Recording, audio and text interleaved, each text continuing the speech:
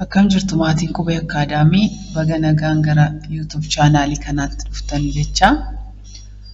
Har'a baayoloojii kutaa 11 Unit 2 Animals kan jedhu jalaati Part 8 Partii sadhumaa Unity kanaaf jechuudha. Osmoregulation, Blood Sugar Regulation fi Renowned Zoologists in Ethiopia kan jedhu waliin ilaalla. So objectivein keenyarraa at the end of this section, you will be able to explain osmoregulation and its components. You will also be able to explain sugar regulation, describe the functions of insulin and glucagon in blood sugar regulation, discuss the mechanism of controlling homeostasis, negative feedback mechanism, and positive feedback mechanism lala. And finally we will mention some of the renowned zoologists in Ethiopia and their contributions.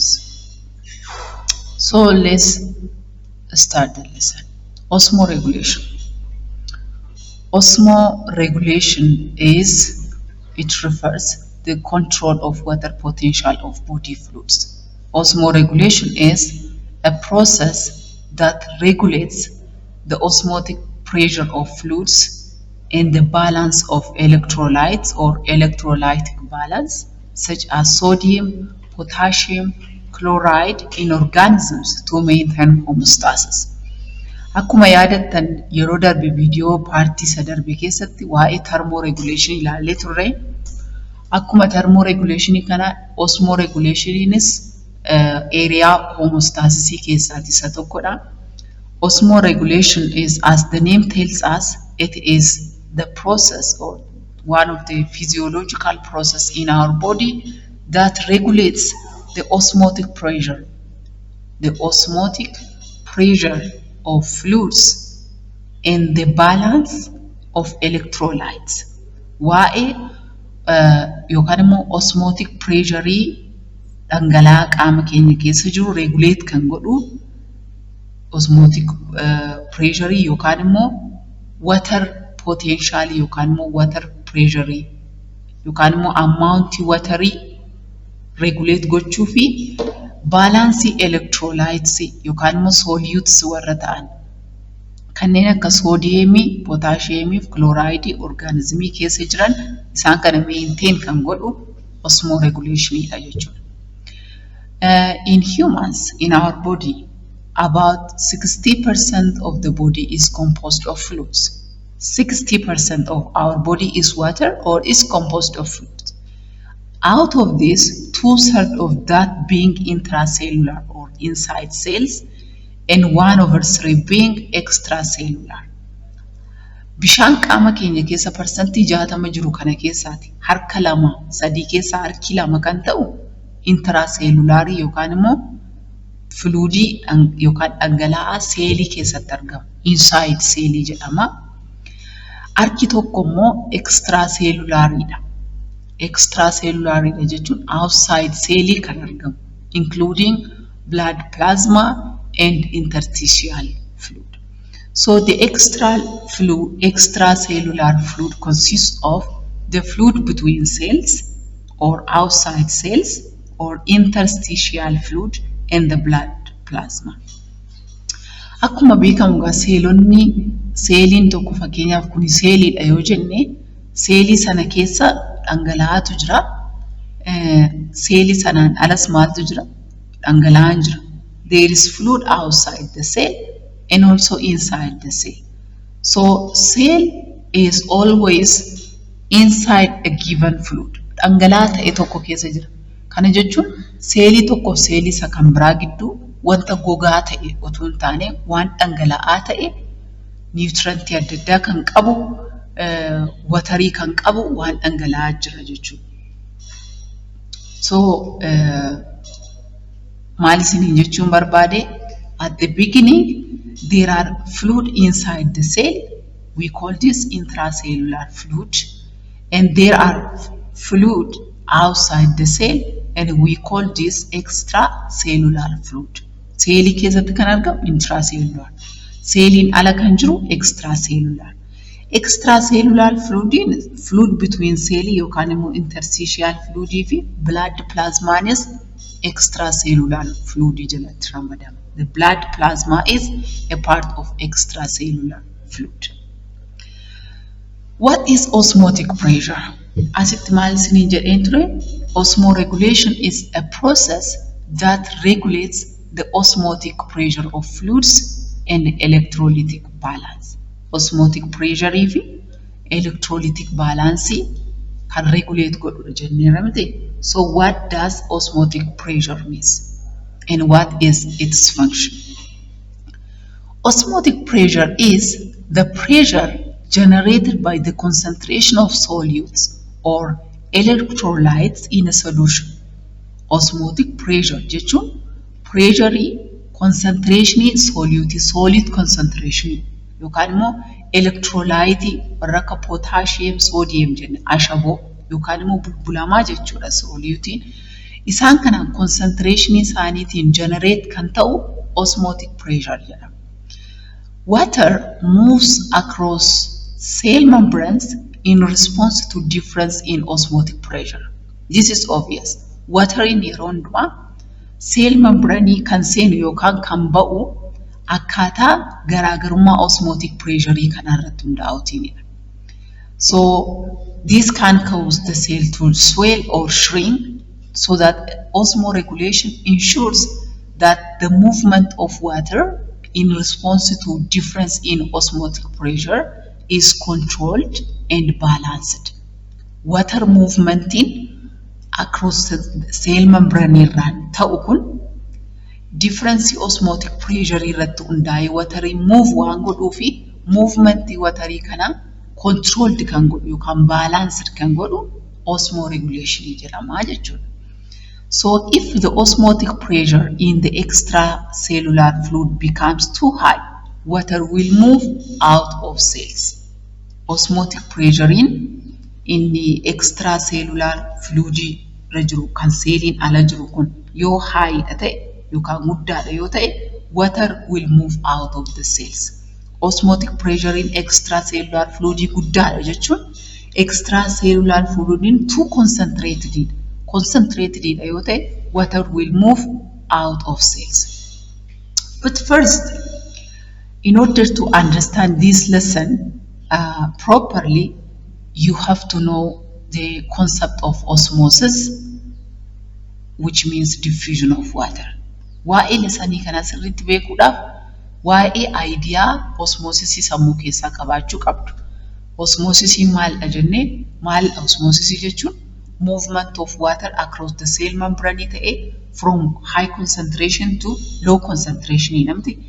Always water move from its high concentration to low concentration. Water yeroo hundumaa bakka baay'inaan jiru irraati bakka baay'inaan jiru jechuun solution baay'ee dilute ta'e jechuudha. Kanarraa bakka xiqqeenyaan jiru low concentration yookaan immoo isa more concentrated iddoo ta'etti yaa'a watering. Water moves from the region of high concentration of water to the region of low concentration of water. So look, if the osmotic pressure in the extracellular fluid becomes too high, that means if the extracellular fluid is too concentrated, water will move out of the cell. And conversely, if the osmotic pressure is too low, water will move into cells, causing them to swell. Kanaaf, watering osmotic pressure irratti hundaa'etti kan inni cell membrane irraan bakka baay'ee jiru irraa bakka xiqqaa jirutti. Osmotic pressure guddaa jechuun water content naannoo sana xiqqaadha jechuudha. Osmotic pressure lowdha jechuun immoo water content naannoo sana guddaadha jechuudha. Kanaaf seeliin yeroo bishaan keessaa yaa'ee dhumu maal ta'a? Shrink ta'a. Yeroo bishaan itti seenu immoo maal ta'a? Swell ta'a yookaan immoo burst ta'a jechuudha. The osmotic balance between intracellular and extracellular fluid is critical for the proper functioning of cells, tissues, and organs. Osmotic balancing intracellular fi extracellular gidduu jiru kun maintained ta'uu baachuun isaa yoo ta'e yookiin osmotic balancing kun yookaan immoo water movementiin between intracellular and extracellular fluid jiru kun balance ta'uun isaa functioning cell tissue organiif baay'ee barbaachisaadha jechuudha. And a disruption in the osmotic pressure can result an imbalance in the movement of water between them and hence alter the concentration of their electrolytes. So any disruption or any change in the osmotic pressure can result unbalanced movement of water. Osmoregulation is important to balance osmotic pressure of fluids and electrolytes. Kanaaf osmotic pressure fluid kana kan intra- extracellular fluid kana balance gochuudhaaf osmoregulationiin barbaachisaadha jechuudha. In humans and other animals, this process is brought about by osmoreceptors which can detect changes in osmotic pressure. And humans and most other warm-blooded organisms have osmoreceptors in the hypothalamus, part of the brain, and also the kidney. Okay, classification of animals based on osmoregulation. There are two major types of osmoregulation or ways of osmoregulation. These are osmoconformers and osmoregulators. Osmoconformers fi osmoregulators kan jedhamu organismoonni akkaataa ittiin osmoregulation kana maintain godhan irratti hundaa'uutiin jechuudha akkuma temperature regulation jechuudha. Osmoconformers are organisms those try to match the osmolarity of their body with their surroundings.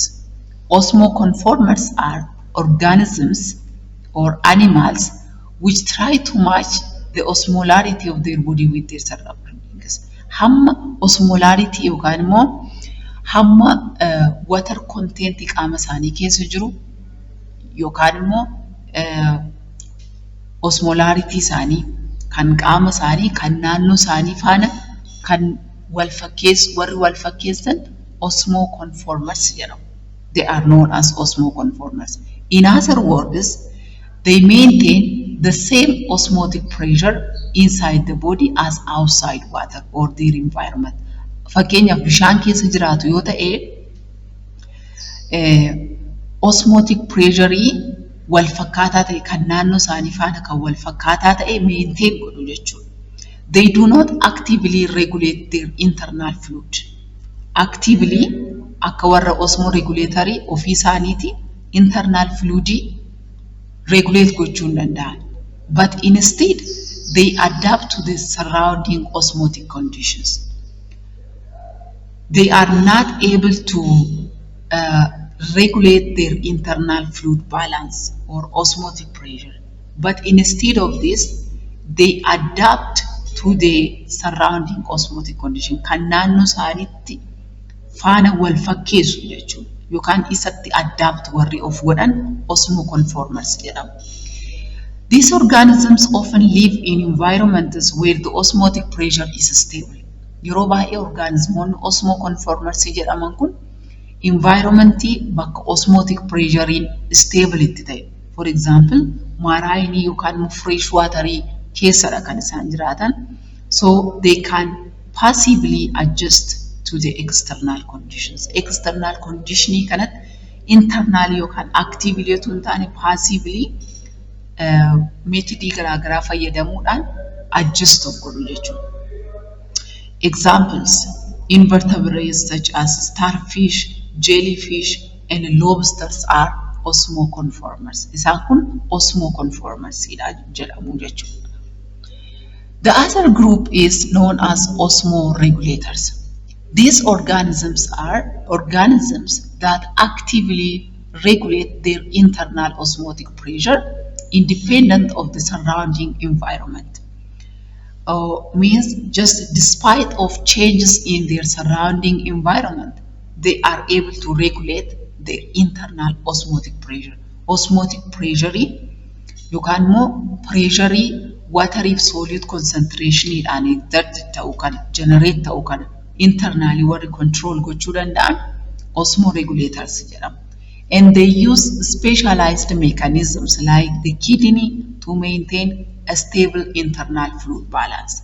Many vertebrates, including humans, are examples of osmoregulators. We know water may decrease in our body due to different reasons. For example, not drinking enough water, excessive urination, sweat production, blood loss, diarrhea, or vomiting. Karaa hedduutiin ammi bishaan qaama keenya keessa jiru xiqqaachuu danda'a.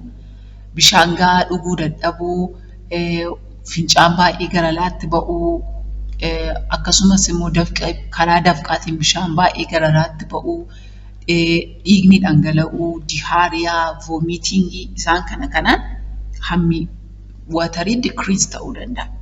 And also the water may increase due to drinking too much water. Hammi bishaanis immoo bishaan hedduu dhuguutiin yookaan immoo nyaata bishaan hedduu of keessaa qabu nyaachuutiinis ta'uu danda'a.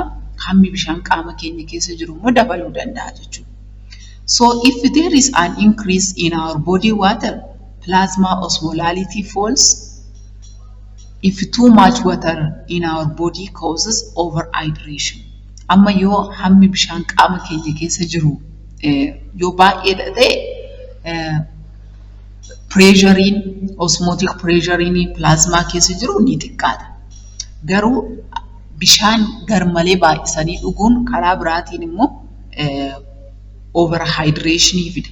Overhydration immoo water intoxication fida. Wateriin humti sun deebi'ee excess wateriin sun toxicii ta'a jechuudha. Qaama namaadhaa fi physiological activity tokko affect godha. That condition is known as water intoxication.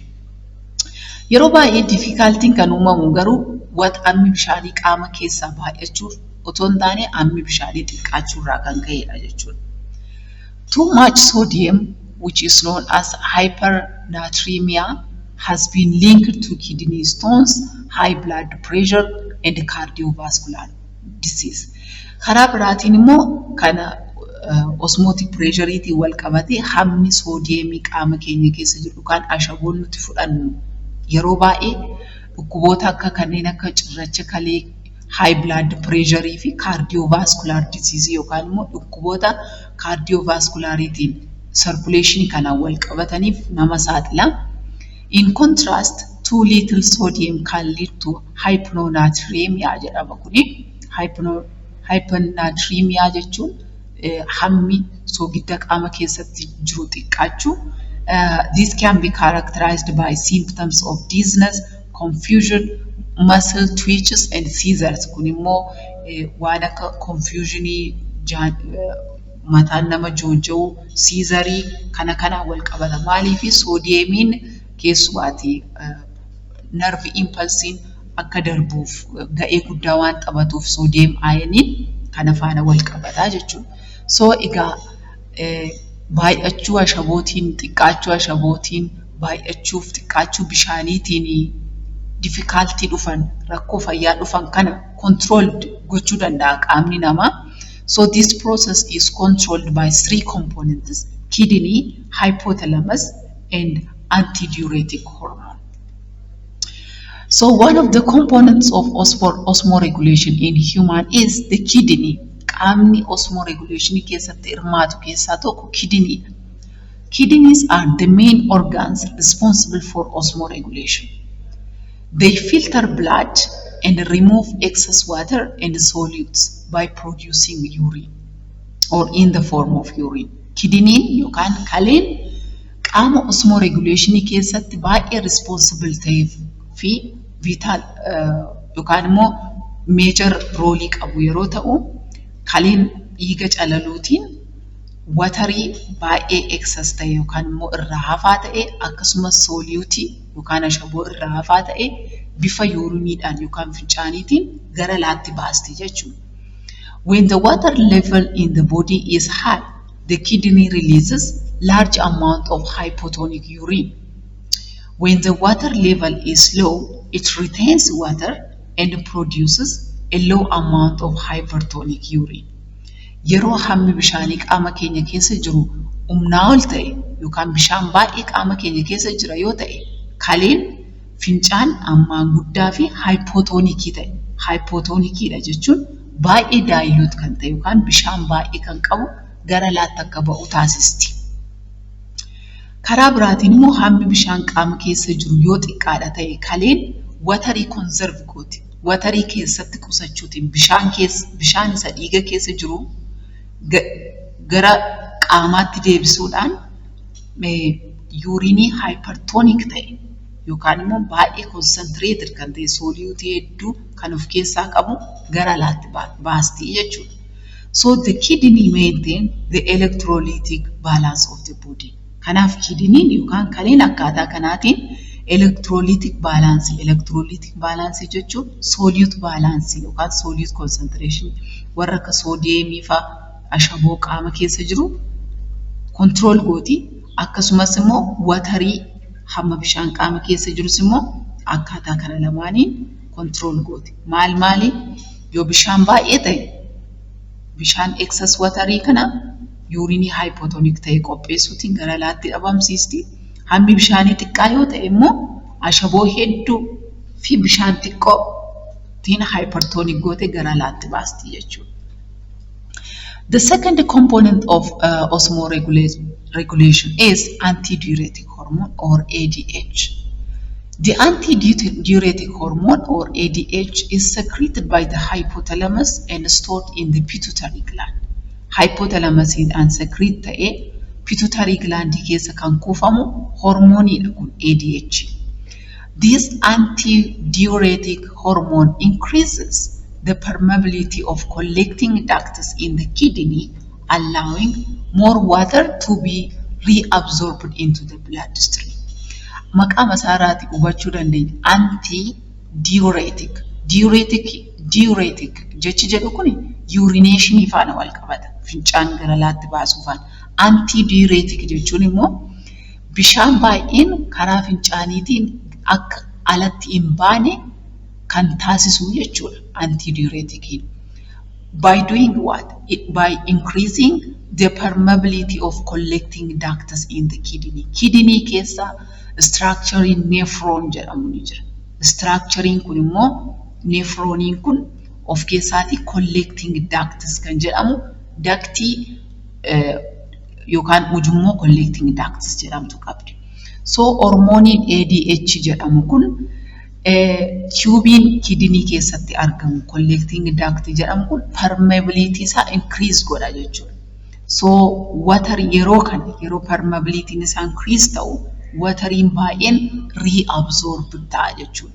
Gara dhiigaatti bishaan baay'een gara dhiigaatti akka deebi'u taasisa. Bishaan baay'een karaa fincaanii akka hin baane taasisa jechuudha. So this reduces urine volume. Kanaaf kuni maal hir'isa amma fincaan namni sun fincaa'u xiqqeessa jechuudha. This helps maintain blood volume and blood pressure. Kanaaf antidiuretic hormone immoo akkaataa kanaatiin isa kana osmoregulation keessatti fayyada jechuudha. The third is the hypothalamus. As we have said, the hypothalamus is the control center for homeostasis. Main control center in homeostasis keessatti hypothalamus ida.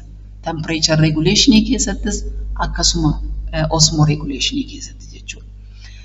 So there are osmoreceptors in the hypothalamus. Osmoreceptors, which are specialized sensory neurons in the hypothalamus, detect changes in the water potential of the blood. Osmoreceptor warri nuti jennu specialized sensory neuron in hypothalamus keessatti argaman kun jijjiirama water potential yookaan immoo hamma bishaan qaama keenya keessa jiru jijjiirama jiru detect gochuu danda'u. And these osmoreceptors shrink when a decrease in water potential of blood is detected. Yeroo water potential in xiqqatu shrink ta'u jechuudha. So the nerve impulses are sent along the posterior pituitary gland. If the blood becomes too concentrated or high osmolarity, gaafa dhiigni more concentrated gaafa ta'u yookaan immoo osmolarity guddaa gaafa ta'u, the hypothalamus releases diuretic hormone to conserve water. If the blood is too dilute or low osmolarity, the ADH is suppressed and more water is exerted in urine. So hypothalamus akkamitti hojjeta seetan yeroo qaama keenya keessa bishaan hin jirre yookaan immoo bloodiin gaafa more concentrated gaafa ta'u yookaan immoo osmolaritiin gaafa guddaa ta'u hypothalamusiin hormoonii ADH jedhu kana release goote jechuudha. Hormooniin kun immoo maal godha jennee permeability collecting duct increase gochuudhaan watering baay'een reabsorbed akka ta'u taasisa. Kanaaf watering conserve ta'a jechuudha. Gara laatti bifa uriniitiin akka hin baane taasisa.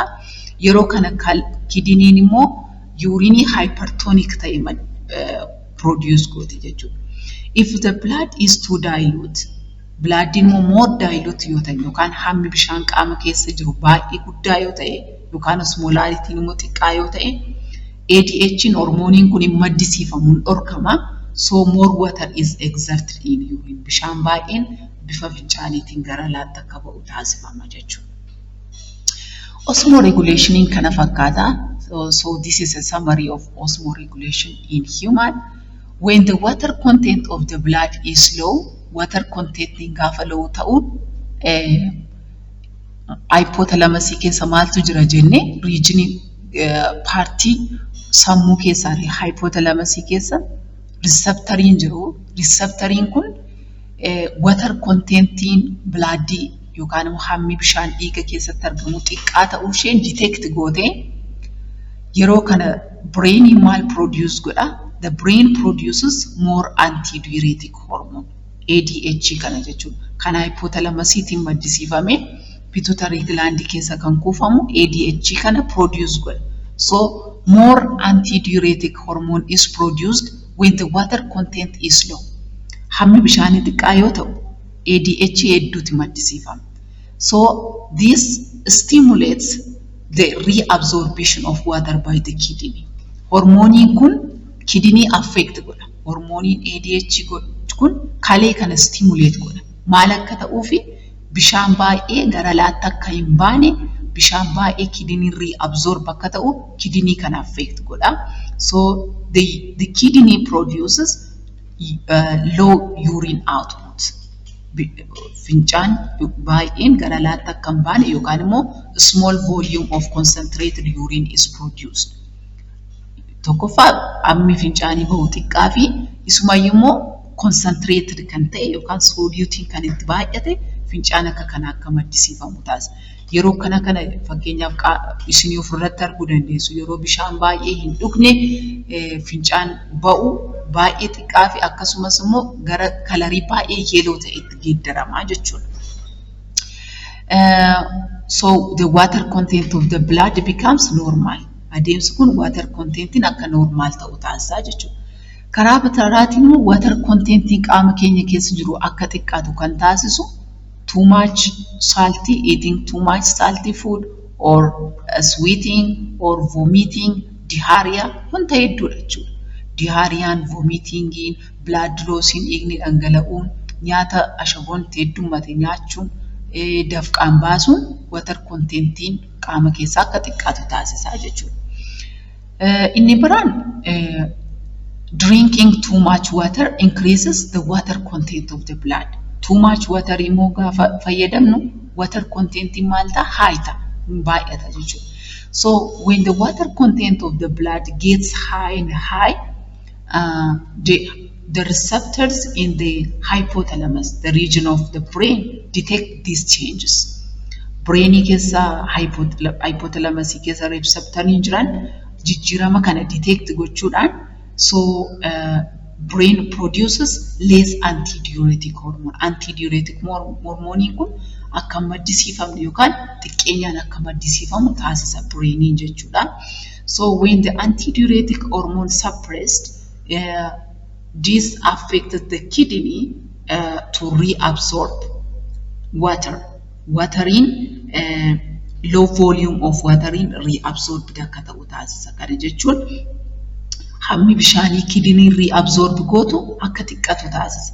Karaa biraatiin immoo bishaan hedduun gara laatti akka ba'u taasisa jechuudha. So the urine output is high and large volume of dilute urine is produced in this case. Yeroo kanammoo yeroo hormoonii kun xiqqeenyaan maddisiifamu yookaan yeroo dhorkamu bishaan kaleen bishaan hedduu reabsorb gootu xiqqeenyaan reabsorb gooti.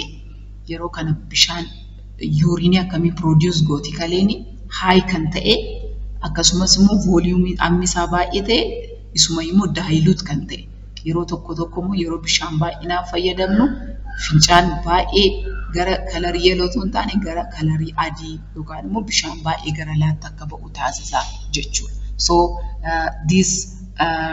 So that the water content of the blood gets normal. Yeroo kana water contentiin normal ta'a jechuudha. So osmoregulation kana fakkaata. The next topic is blood sugar regulation. Blood sugar regulation. Homeostasis dha mata dureen keenya inni guddaanii temperature regulation yeroo darbe ilaalle osmoregulation irra ilaalle inni sadaffaan areaan homeostasis keessaati yookaan wanti internally constantly regulate ta'uu qabu keessaa tokko blood sugar dha. Blood sugar yookaan immoo glucose dha jechuudha. We know glucose is the main source of energy for the normal functioning of our body systems, including the brain. It is the main source of energy. Glucose in madda annisaa seelota qaama keenyaatti yookaan immoo qaama keenya hundumaatti brainii dabalatee jechuudha. So our body requires constant volumes of glucose in order to generate energy during respiration. Qaamni keenya hammi gluukoosii dhiiga keenya keessatti argamu yookaan hammi gluukoosii qaama keenya keessatti argamu constant kan ta'ee fi barbaada jechuudha qaamni keenya. So the body regulates the availability of glucose in our body to maintain its concentration at constant level in order to supply energy continuously. Yeroo hundumaa qaamni keenya availability glucose yookaan immoo glucose dhiiga keessatti argamu kana regulate godha, constantly regulate godha jechuudha. To maintain its concentration at constant level. Hammi glucose dhiiga keenya keessatti argamu constant dha jechuudha. Akkuma hammi temperature qaama keenyaa fixed akka ta'e, hammi bishaan qaama keenyaas fixed akka ta'e, hammi glucose yookaan sukkaara dhiiga keessatti argamu fixed ta'e, egaa qaamni keenya yerootii gara yerootti meekaanizimii adda addaa fayyadamuudhaan hamma glucose sana maintain godha, regulate godha jechuudha. So in this case, two hormones produced from pancreas are responsible for controlling the concentration of glucose in the blood. Two hormones are required. Hormoonota lamatu pancreasiitiin kan maddisiifamu hormoononni lama baay'ee murteessoodha jechuudha. Pancreas kan nuti jennu kun orgaanii stomachii jalatti argamtu taate this organ has a leaf-like structure and it is found below the stomach. It serves as both endocrine and exocrine gland. Pancreasin akka endocrine glanditti akkasumas immoo akka exocrine glanditti faayidaa qabdi. Paartiin pancreasii garri tokko hormoonii insuliinii fi glucagonii jennu kana maddisiisa. Paartiin pancreasii inni garri biraa immoo hormoonota digestive systemii keessatti gargaaran pancreatic juice kan jedhaman gara small intestine'itti maddisiisti. So pancreasiin function gahee akka kanaa qabdi jechuudha qaama keenya keessaati. Har'a garuu hormoonota insuliinii fi glucagonii kanadha kan nuti ilaalu. These hormone, insulin and glucagon they are produced from pancreas. Pancreas irratti maddisiifamu, and these hormones are responsible for controlling the concentration of glucose in the blood. Hamma glucose dhiiga keessatti argamu control godhu faallaa walii hojjetu insuliinii fi glucagoniin. Inni tokko hamma sukkaaraa dhiiga keessatti argamu increase godha. Inni tokko immoo hamma sukkaaraa dhiiga keessatti argamu decrease godha. Kamtu isa kam raawwata kan jedhu immoo ilaalachuudha. So let us start with insulin. Insulin is the hormone released when blood glucose levels are high and the glucagon level is low. For example, after a meal, insuliniin hormooniin kun yeroo blood glucose levelin baay'atu yookaan increase ta'uu fi yeroo glucagoniin immoo xiqqaatudha kan inni released ta'u. Isuma fuulduraa kana yoo qabattan gaadha. The hormone insulin is released when blood glucose levels are high. For example, after a meal. Akkuma nyaata nyaanneen hormooniin insulinii, glucosiin, blood glucosiin dhiiga keessa jiru dabala yeroo nyaata nyaannu. Kanaaf amma daa'imman yerootti nyaata kan isaan nyaachuu qabanii fi siistamii kana hin qaban yookaan immoo siistamiin kun akka kan nama ga'eessaatti advanced hin taane. Kanaaf yeroo dheeraaf glukoosii kuusuu hin danda'an. Amma beela'u amma nyaatu. Garuu nama ga'eessa ta'e tokko keessatti glukoosiin hedduun bifa gilaayikoojiniitti geeddaramee maal ta'an kuufama jechuudha. So hormooniin insuliinii jennu kun yeroo hammi sukkaaraa dhiiga keessa jiru increase ta'u akka nyaata nyaanneen fakkeenyaaf yeroo kana released ta'a jechuudha. These hormone signals the liver and the muscles. Hormooniin kun liver fi muscle irratti act godha. It causes the liver and muscles to take up excess glucose from the bloodstream and convert it into glycogen. Do you understand? Insuliniin liver fi muscle signal gochuudhaan isaaniin trigger gochuudhaan glucosii bloodstreamii keessa yookaan dhiiga keessa baay'atee jiru kana fuudhanii gara glycogeniitti akka jijjiiran taasisa. Remember, glycogen is a storage form of glucose. Glycogeniin storage form of glucose dha. Gara kutaa 9 keessa ni jira kuni. The storage form of glucose is glycogen. So insulin promotes the conversion of glucose into glycogen. So excess glucose can be stored for later use in the liver. This helps lower blood glucose level. Kanaaf hormooniin insuliiniin hormoonii blood glucose level lower godhudha jechuudha. It lowers or decreases blood glucose level. Blood glucose level decrease kan godhu yeroo glucose level high ta'u immoo produced kan ta'udha. The second hormone is glucagon. Unlike insulin, glucagon is produced when blood glucose level is low. Blood glucose level yookaan hammi sukkaara dhiiga keessatti argamu yeroo xiqqaatu. Fakkeenyaaf yeroo fastingii, yeroo soomnu hammi glukoosii dhiiga keessa argamu maal ta'a decrease ta'a. Yeroo kana maddisiifama glucagonii.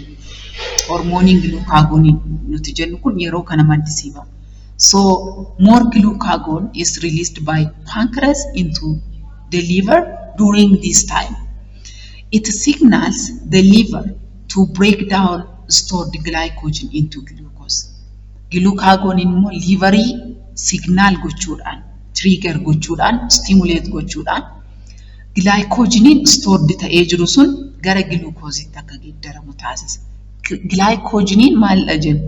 It is the storage form of glucose and it is mainly stored in the liver, firstly in the liver and secondly in the muscles.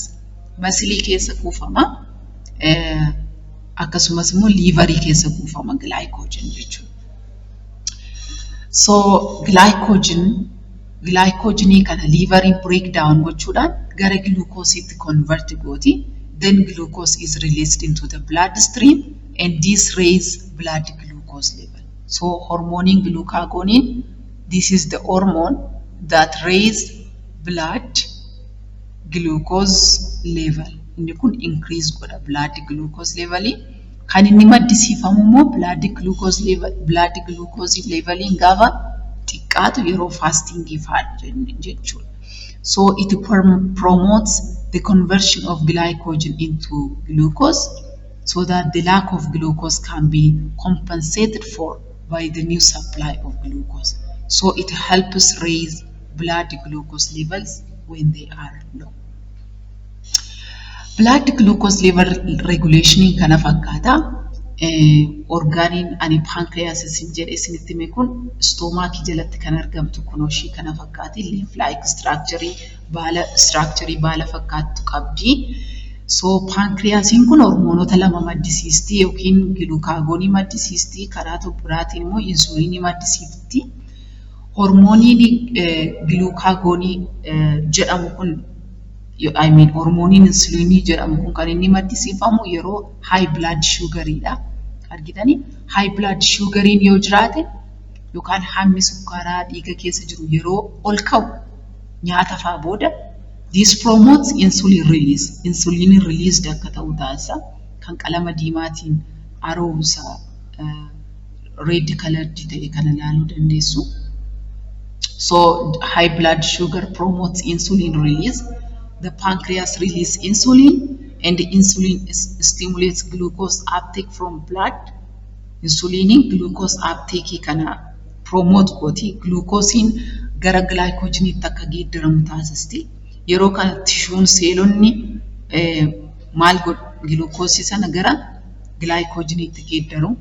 And also insulin stimulates glycogen formation. Insuliniin karaa lama hojjeta. Tokkoon tishuuf seelonni glucose akka isaan fudhatan taasisa. Karaa biraatiin immoo insuliniin it stimulates glycogen formation. Glycogeniin formed akka ta'u taasisa.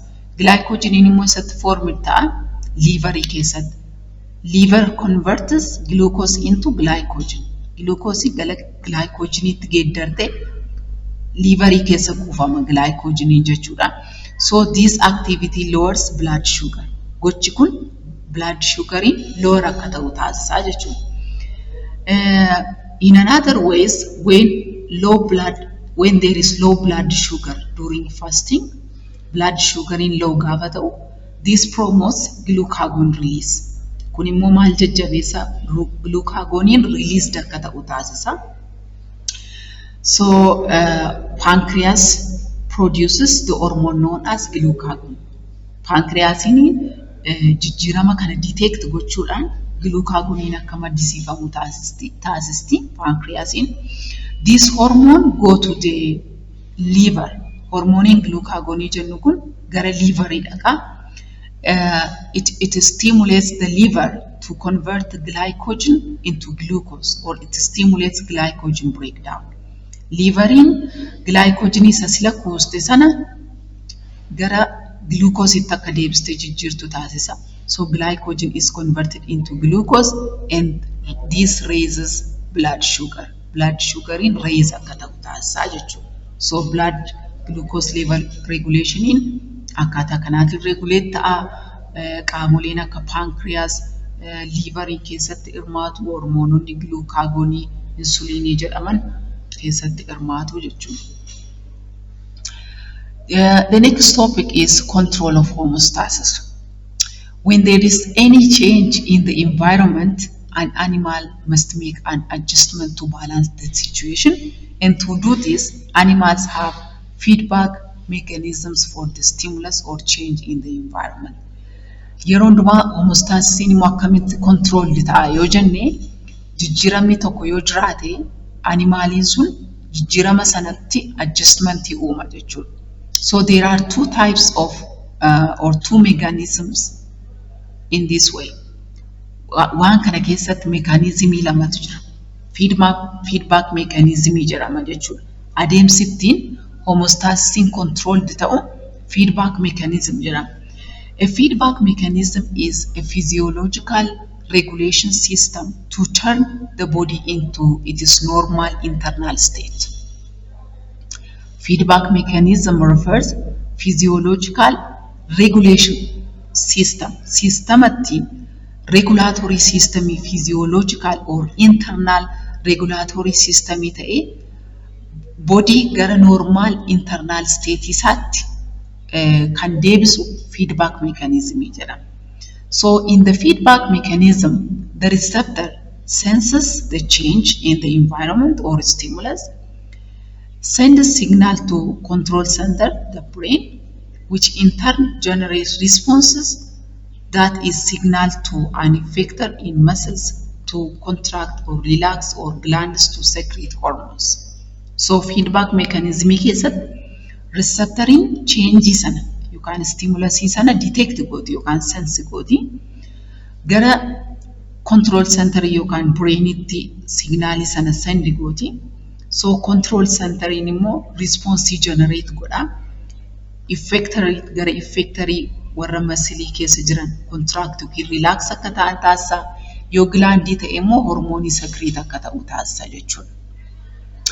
There are two main types of feedback mechanism: negative feedback mechanism and positive feedback mechanism. The negative feedback mechanism is a homeostatic process that reverses the direction of the stimulus or any deviation from the normal state. Negative feedback in processing it reverses the direction of the stimulus. Direction is stimulus it reverse goda duba deebisa or any deviation from the normal state. This means if the level is too high from the normal, it brings it down. If the level is too low from the normal, the body lifts up. Opposite hojjeta jechuun negative feedback in homeostatic process keessatti yoo isa normally ta'e irraan fakkeenya temperature yoo ta'e 37 degrees Celsius irraa kana ol deema yoo ta'e negative feedback in maal godha gara normalitti gadi deebisa yoo gadi bu'ee jira ta'e immoo ol deebisa jechuudha kanaaf reverse godha direction stimulus sana reverse kan godhudha. It works to restore balance by counteracting changes in the body. And negative feedback occurs when a change in a variable triggers a response that reverses the initial change, or the negative feedback occurs when the activation of one component results in the deactivation of another. So activation in component isa tokko deactivation isa kan biraa fida yoo ta'e negative feedback ida jechuudha kun. Yoo increase ta'ee jira yoo ta'e stimulus sun increase ta'e kan jedhudha yoo ta'e jijjiiramni sun negative feedback keessatti inni immoo decrease godha jechuudha. A negative feedback system has three basic components. These are sensor, control center and effector jedhamu. Component kana sadan qaba. The sensor are the receptor. They monitors the physiological value not to deviate from the normal. Sensorin yookaan receptorin value jiru sana yookaan physiological value jiru sana monitor godhu. They detect changes in the internal environment. Temperature, blood sugar ta'uu danda'a. Akkasumas immoo osmotic pressure detect kan godhani. They report to the control center if there is any deviation. Garaagarummaa yoo jiraate gara control center it report godhu. The second component is the control center. This is usually the hypothalamus, the part of the brain. The control center compares the value of the deviation from the normal. Control center yookaan hypothalamus in garaagarummaa jiru sana compare godha. Yoo isa normal irraati ol ka'ee yookaan gadi bu'ee jira yoo ta'e it activates the effector if there is any deviation. The third component is an effector. An effector causes a change to reverse the situation. Situation can reverse gochuudhaaf immoo change kan fidanii fi and returns the value to the normal set point. An effector carries out the responses. For example, muscles effector ida, glandin effector ida. Muscle yoo ta'e contract godha, gland yoo ta'e immoo hormone secrete godha jechuudha. So sensor, control center fi effector in component feedback mechanism ida negative feedback keessatti jechuudha. One example of negative feedback mechanism is temperature regulation. Example negative feedback mechanism keessa tokko temperature regulation. For instance, when the sensor or receptor receives a stimulus that indicates an increased body temperature from the normal change, it sends its message to the brain's temperature regulation center. Fakkeenyaaf yoo temperature qaamaa body temperature in normal range irratti increase ta'ee jira dabalee jira yoo ta'e Receptoriin kun stimulusii kana receive gochuudhaan gara brainiitti yookaan immoo gara control centeritti message send godha. Then the control center causes what? Vasodilation.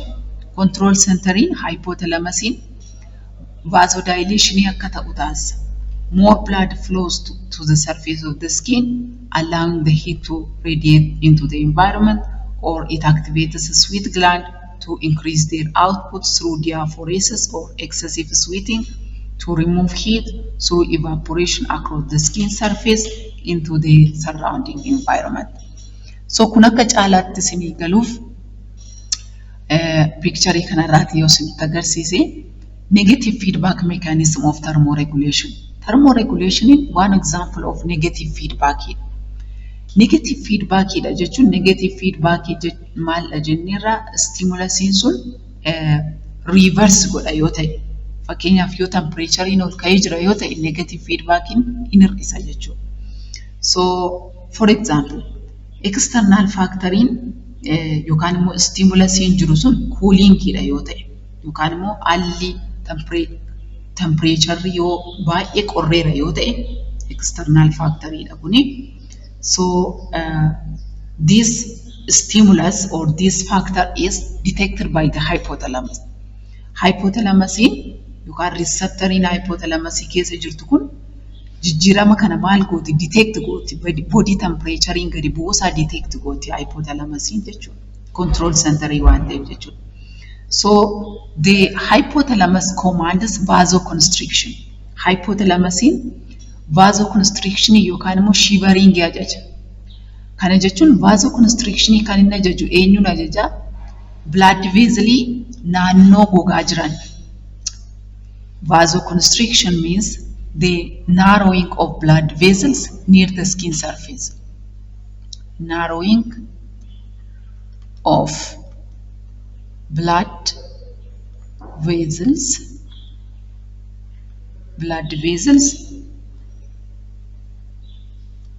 The narrowing of blood vessels.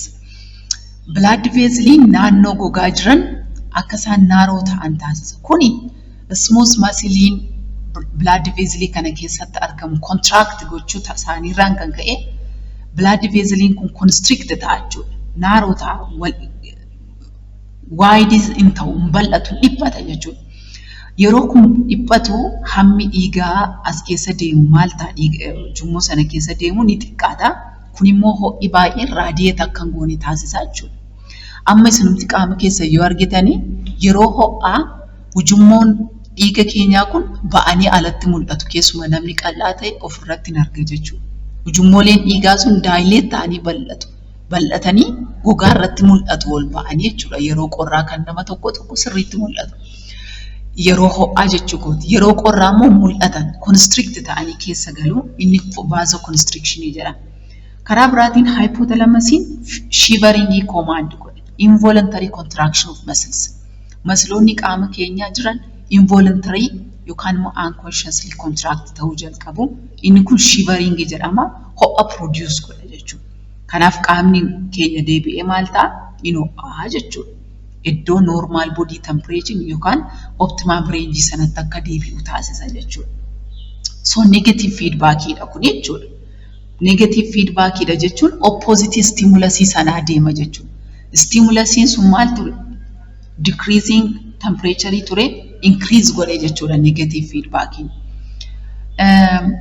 In other ways, if the external factor is cooling, if the external factorin kun immoo temperature sun iddoo kana yoo argitan yoo temperature tu dabale ta'e hypothalamusin kana detect gooti change kana vasodilation fi diaphoresis command godha. Vasodilation jechuun opposite vasoconstriction dha. Ujummooleen dhiigaa naannoo gogaa jiran sun hin babal'atu. Isaan babal'achuu jechuun hammi dhiigaa ujummoo sana keessa deemu ni dabala. Dabaluun amma dhiigaa kun immoo ho'i baay'een ujummooleen dhiigaa sun ho'a qaama keessa deep internal body keessaatti fuudhanii gara gogaatti ol fidu jechuudha ho'a sana dhiigaan baatanii. Kanaaf ho'i salphaadhumatti karaa gogaa raadiyeet gochuu danda'a vasodilation jedhamanni. Diaphoresis jechuun immoo dafqi baay'een gara alaatti akka ba'u taasisu. Qaamni keenya akka dafquu fi sweetiin sun immoo evaporate ta'uutiin gara alaatti ba'a taasisa. Kana sirriitti beekuudhaaf viidiyoo isa darbee yoo daawwatan achirratti sirriitti ibsamee jira. So this brings cooling effect. Argitanii asitti external factoriin maal ture? Increasing ture miti warming ture. External, if here the external factor is warming. Asitti external factoriin warming ture. Negative feedback in cooling effect fide jechuudha. External factoriin iddoo kana cooling ture yookaan ho'aa ture. Negative feedback in maal godhe? Cooling ture, qorraa ture. External factoriin jechuudhaan negative feedback in immoo qaama sanii ho'ise jechuudha. Kanaafuu faallaa stimulusii sanaa deema yoo ta'e negative feedback jedhama jechuudha. The second is positive feedback mechanism. The positive feedback mechanism accelerates a change in the body's physiological condition rather than reversing it. Negative feedback in maal godha jedhu reverse godha. But the positive feedback mechanism accelerates, akka itti caalu taasisa, magnify godha, itti caalchisa jechuudha. It takes you further away from homeostasis. The positive feedback mechanism go with the direction of the stimulus, you know. Positive feedback in it goes with the direction of stimulus. Kara direction stimulus is an adema. Direction of stimulus. Positive feedback in. But the negative feedback goes with opposite direction to the stimulus. So the positive feedback takes you away from homeostasis, while the negative feedback brings you back to homeostasis. The positive feedback is less common. More common can be negative feedback. Unlike negative feedback, positive feedback occurs when the activation of one component causes activation of another. Remember, negative feedback is that the activation of one component causes deactivation of another. Inni tokko activate ta'ee jira yoo ta'e, maal result godha? Deactivation component biraa. Asitti garuu activation of one component causes the activation of another. One example of negative feedback is childbirth. During labor, the release of oxytocin hormone causes stronger contraction, which in turn stimulate more release of oxytocin, leading to more intense contractions until the baby is born. Argitanii yeroo labor yookaan yeroo ciniinsu hormooniin oxytocin jedhamu jira. Hormooniin oxytocinii kun contractionii yookaan immoo masloonni naannoo uterusii jiran sun more contract gochuudhaan daa'ima sana gara laatti akka dhiiban taasisa jechuudha. So the release of oxytocin causes or stimulates the release of more oxytocin. Yeroo ishiin dhiphattu sana qaamni dubartii sana akkamittiin homeostaasisii kiip godha. Hormoonii kana yoo xiqqeesse contractioniin sun hin dhaabbata ture miti. Garuu akkasumatti hormoonii sanatti dabaluudhaan daa'imti sun akka dhalattu taasisaa jechuudha. Kanaaf amma negative feedbackiin maal fida jennu?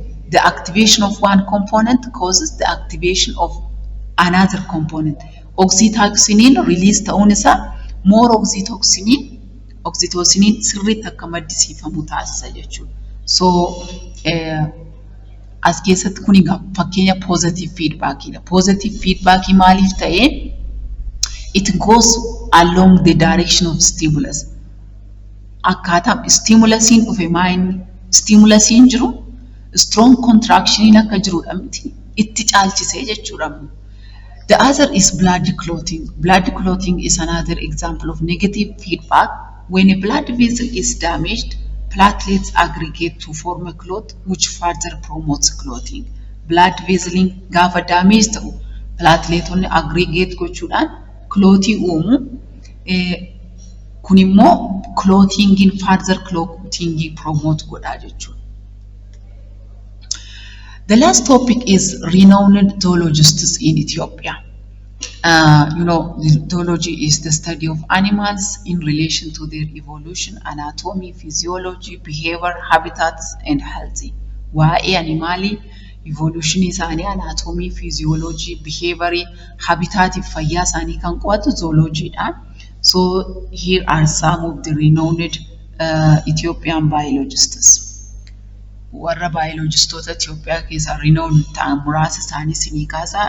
The first is Dr. Yigzaaw Taddese. He worked on ethnobiology, conservation biology, and wildlife ecology.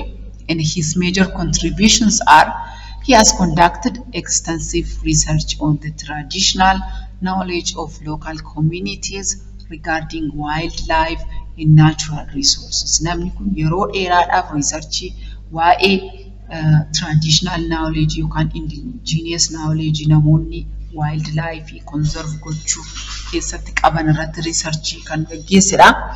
And also his work focuses on the interplay between indigenous knowledge system and modern conservation practices. Waa'ee walitti dhufeenya indigenous knowledge fi modern conservation practice gidduu jiru irratti focus kan godhee fi he has also been involved in projects aimed at protecting Ethiopia's rich biodiversity, including the Ethiopian wolf and the African wild dog. Yeroo ammaas immoo projectoota adda addaa keessumaa Ethiopia's rich biodiversity kan jedhu projectii kana keessatti nama hirmaachaa jirudha. Inni biraan Theodoros Taddese, Dr. Theodoros Taddese, he works on ecology, wildlife biology, and environmental science, and his major contributions are: he has conducted research on the ecology of Ethiopian highland species, including the Ethiopian wolf, and he has contributed the understanding of the ecological dynamics of the region. Keessumaatti Ethiopian gara highland kana keessatti waa'ee ecology naannoo sanaa bineeldota naannoo sanatti argaman Ethiopian wolf fa'aa isaan kana irratti speciesota kana irratti ecology isaanii irratti research adda addaa hojjeteera. He has also worked on the conservation of endangered species and the development of sustainable land use practices. Waa'ee species endangered ta'an yookaan warra badaa jiran kana conserve gochuu fi sustainable land use practice irrattis hojjetaa nama jirudha. The last is Dr. Alamaawi Taddese, and his field of work is includes zoology, wildlife management and conservation irratti hojjeta. He has focused on the study of Ethiopian wildlife, particularly in the highlands and the Semien mountains, and his research has contributed to the understanding of the distribution and behavior of species such as the Ethiopian wolf and Gelada fabulifa. Distribution isaanii behavior isaanii irratti research hojjeteera. He has also been involved in the development of conservation strategies for these species. So this is all about today's lesson. Next topic, unit 3, enzymes kan jedhu part 1 tiin deemnee kan wal agarru ta'a. Chapter 2 kanaan xumurra. YouTube channel kanaaf haaraa yoo taatan subscribe gochuudhaan maatii ta'uu hin dagatinaa. Viidiyoon kun yoo isinitti tole like share gochuudhaan hiriyoota keessanii qaqqabsiisaa isiniin jedha. Yeroo gaarii isiniif haa ta'u.